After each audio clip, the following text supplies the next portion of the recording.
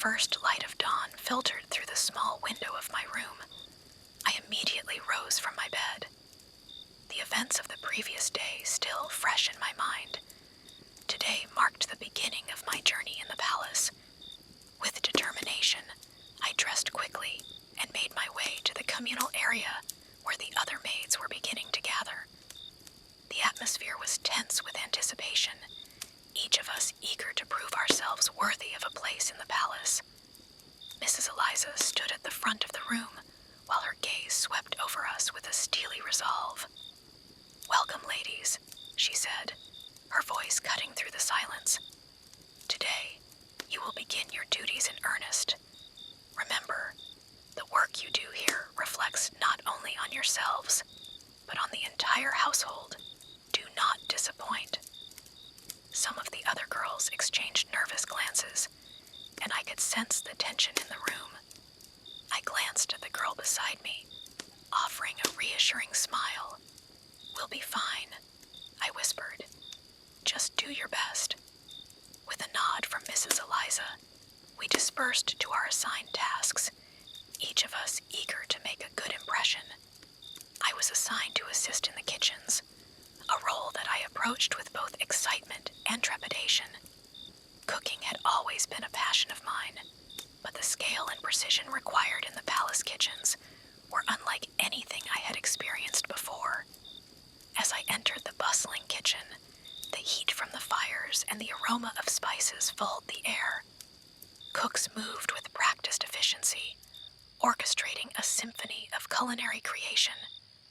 Despite the intimidating atmosphere, I squared my shoulders and approached the pastry station, where a kindly-looking man was busy preparing dough. "Good morning, sir," I greeted, my voice steady despite the nerves that fluttered in my chest. "My name is Isabel, and I'm here to assist you with whatever you need."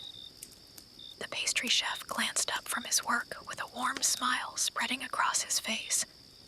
"Ah, Isabel, it's a pleasure to meet you," he said while his tone were friendly and welcoming. "I'm glad to have an extra pair of hands today. We have quite a lot to do before tonight's banquet." I politely returned his smile, relieved by his friendly demeanor. "I'm eager to help in any way I can, sir," I replied earnestly. "Please, just tell me what you need me to do." "Well then, Isabel, come here." The pastry chef spoke, beckoning me stand where he stood as he stepped away. "You'll be helping me with the desserts for the banquet tonight." I nodded eagerly, joining him at the pastry table. "What can I do to help?" The chef handed me a lump of dough and a rolling pin. "Start rolling out this dough for the tarts. We need them to be uniform in size and thickness."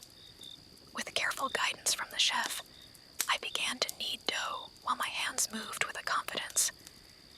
Despite the pressure of the task, I found peace in the excitement of the work.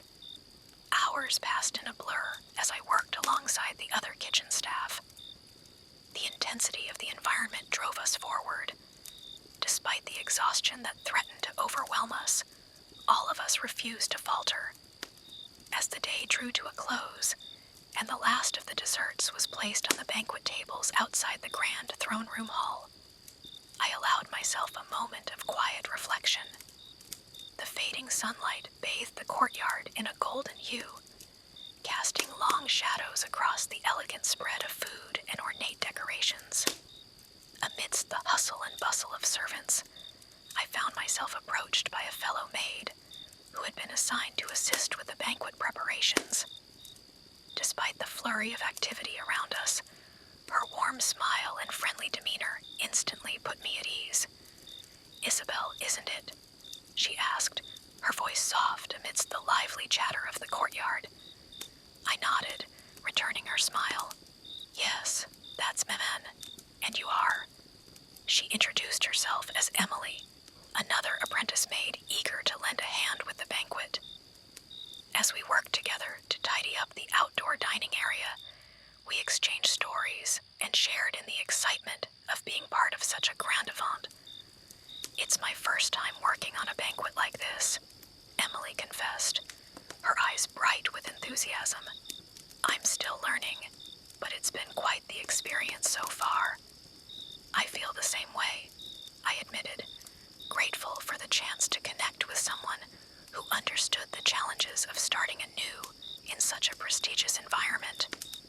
Together, we put the finishing touches on the banquet tables. The scent of freshly cooked delicacies filled the air as the sun dipped below the horizon. As the first guests began to arrive, Emily and I exchanged a knowing glance.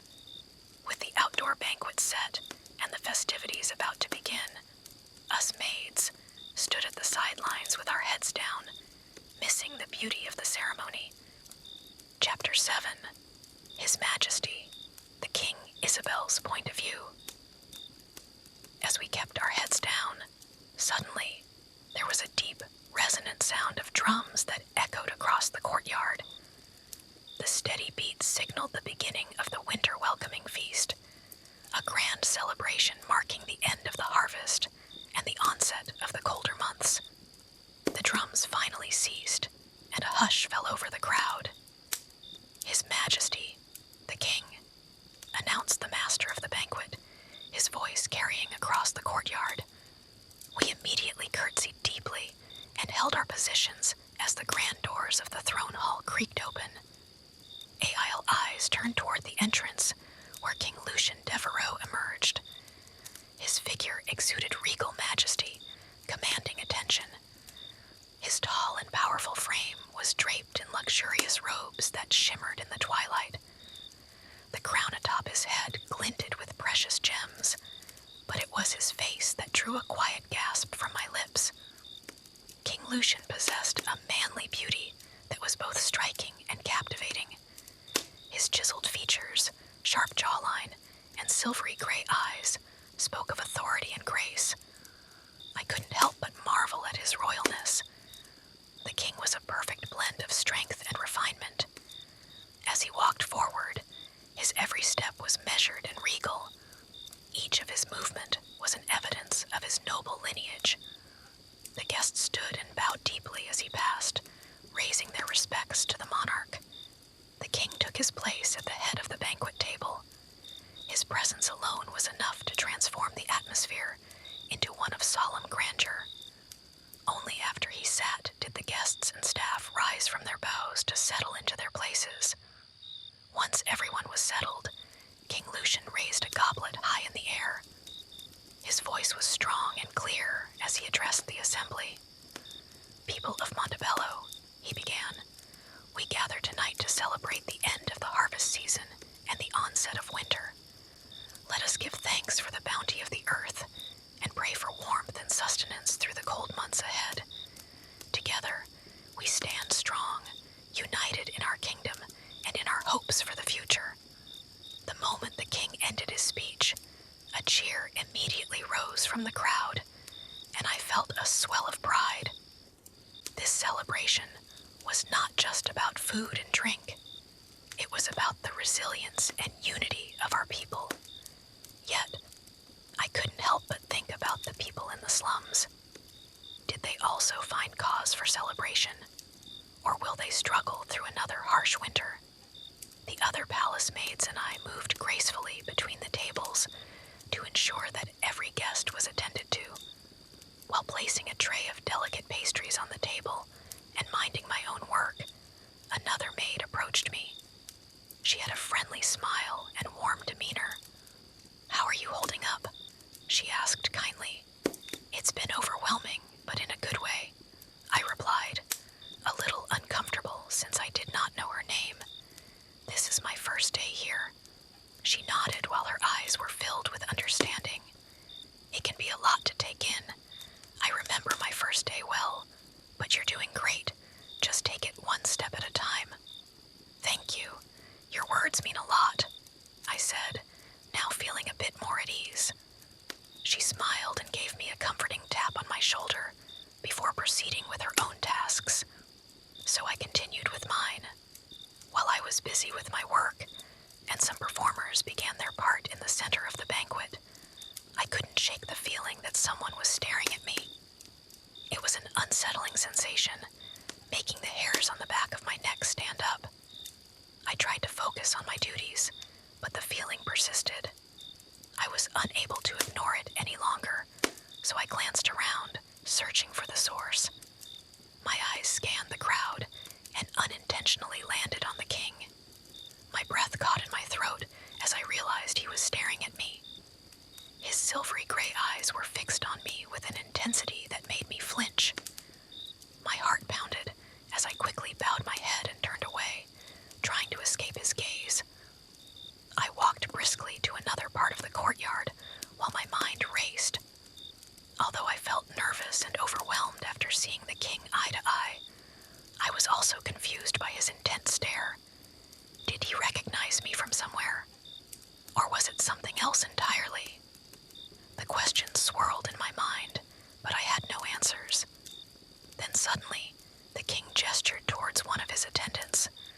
It was a subtle, yet decisive motion that did not go unnoticed. Moments later, I heard the heavy, deliberate footsteps of a royal guard stomping toward the kitchen. My heart skipped a beat, and I felt a cold shiver run down my spine. The guard's approach was unmistakable. Each of his steps echoed ominously against the stone floor. I glanced up from my work as my pulse quickened.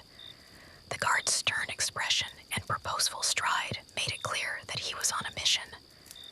I couldn't help but wonder if I had done something wrong. Had I made a mistake in my duties? My mind raced with possibilities, each one more alarming than the last. The guard entered the kitchen, his eyes scanning the room before they settled on me. He marched directly toward me, and I felt every pair of eyes in the kitchen turn in my direction. The other maids and kitchen staff paused in their tasks, their curiosity and concern evident. "You there?" the guard said with an authoritative voice. "Come with me." I swallowed hard as my mouth suddenly became dry. "Is there a problem, sir?" I asked, trying to keep my voice steady. "The king has requested your presence," he replied, offering no further explanation. My heart pounded in my chest. The king requested my presence. The idea seemed absurd and terrifying in equal measure. I nodded, not trusting myself to speak, and followed the guard out of the kitchen. As we walked, I could feel the eyes of the staff following us, their whispers a hushed backdrop to my growing anxiety. The guard led me through the winding corridors of the palace. I thought the king was at his table. What could the king possibly want with me, that he would go his way to have a private conversation with me? My mind raced with possibilities, but none of them were reassuring. Finally, we arrived at a small antechamber, a separated hall just behind the king's throne hall. The guard gestured for me to wait, then disappeared through a door to announce my arrival. I stood there with my hands trembling slightly, trying to compose myself. After what felt like an eternity, the door opened again, and the guard motioned for me to enter. I stepped inside with my heart in my throat. The room was dimly lit. The flickering candlelight casted long shadows on the walls, and in the center of the room stood King Lucian, his eyes fixed on me with that same intense gaze I had felt earlier. In Chapter 8, her blue eyes. Isabel's point of view. "Your Majesty," I said, dropping into a deep curtsy, my voice barely above a whisper.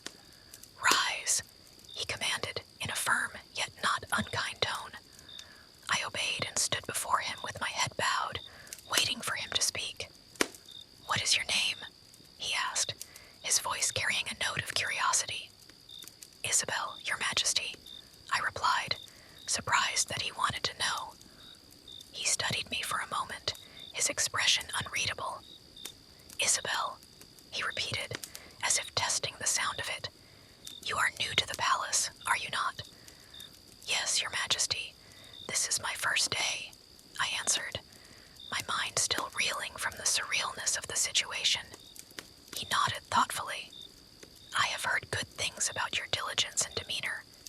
You have made an impression." I blinked, taken aback by his words. How could he hear good things about me when I have barely done anything yet? But still, I answered politely. "Thank you,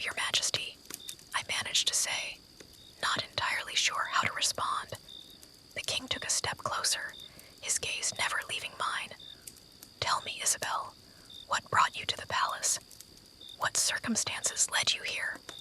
I hesitated for a moment, unsure how much to reveal, but I decided to be completely honest with him. I came seeking work, Your Majesty. My mother is ill, and we needed to provide. Mrs. Hawthorne, a former palace maid, recommended me for a position here. At the mention of Mrs. Hawthorne, the king's eyes seemed to glint with knowingness. Gertrude Hawthorne. She was my sister's wet nurse. Yes, Your Majesty, I confirmed, even though I was unsure since Mrs. Hawthorne only mentioned that she was merely a palace maid, though I was surprised by the king's familiarity. She spoke very fondly of her time here, and thought the palace would be a good place for me. King Lucian nodded with a smile, playing at the corners of his mouth. Gertrude was a kind and capable woman. She cared for my sister as if she were her own child. We owe her a great debt of gratitude. Hearing the king speak so warmly of Mrs. Hawthorne made my heart calm and melt away some of my anxiety. It was clear that he valued the people who had served his family, and his kindness shone through his words. She always spoke of the palace with great affection, Your Majesty, I said, feeling a bit more at ease. She said it was a place of opportunity, and that the king were a fair and just ruler. The king's eyes softened, a hint of amusement twinkling within them. Very well, I shall not detain you any longer, lest you incur the wrath of your superiors, he teased with a playful smile touching his lips. I was startled by his jest, and I couldn't suppress a nervous chuckle.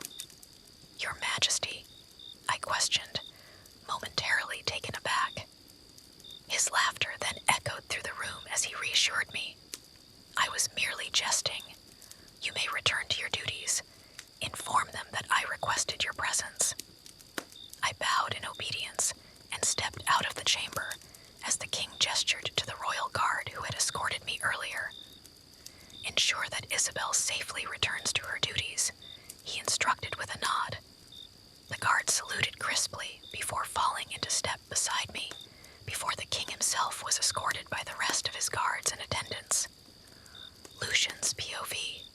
I made my way to my table at the banquet, and the air was already alive with anticipation and celebration.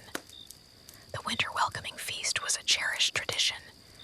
It is a time for our kingdom to come together and give thanks for the blessings of the harvest. As I raised my goblet to make a toast, my eyes scanned the crowd to seek out familiar faces and offer polite nods of acknowledgement. But then, amidst the swirl of cheers and laughter, something caught my attention. Standing there in the midst of the guests was a vision of ethereal beauty. Her presence seemed to radiate a gentle warmth that draws the eye and stirs the soul. In that moment, she was the most captivating creature I had ever beheld. Her eyes were a striking shade of icy blue that sparkled with an inner light that seemed to pierce through the darkness of the night. As she moved gracefully through the crowd, attending to her duties with a quiet diligence, I found myself utterly transfixed. Every movement she made was poetry in motion. She was a symphony of grace, but a little clumsily elegant in her own way. But it was not just her physical beauty that captivated me. There was a purity and innocence in her, a rare quality that spoke of a heart untouched by the harsh realities of the world. And when our eyes met across the expanse of the courtyard, I felt a jolt of electricity pass between us. In that moment, it was as if the entire world faded away, leaving only the two of us suspended in time. Her gaze held mine, but she immediately turned away, and while her cheeks flushed with a delicate blush, I knew that I had been irrevocably changed. From that moment on, I knew that she would occupy my thoughts and dreams.